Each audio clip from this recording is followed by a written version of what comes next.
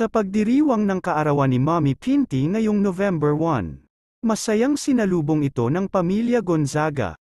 Isang espesyal at makulay na sorpresa ang inihanda nila para kay Mommy Pinty. Mula sa masarap na cake hanggang sa mga maikli ngunit masayang birthday celebration. Ito'y magiging isang hindi malilimutang araw. Taos-pusong pagbati kay Mommy Pinty sa kanyang kaarawan. Sa ilalim ng lihim at pagmamahal, isinagawa ni na Uncle Jojo at Ate Nene ang isang masayang pagdiriwang para sa kaarawan ni Mommy Pinty.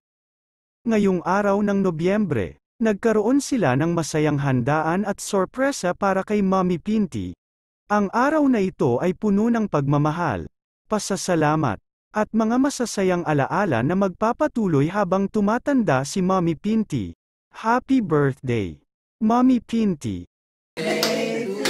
Sayahan nyo naman! Happy birthday to you! Happy birthday to you! Happy birthday to you! Ulit-ulit yan, ito tayo.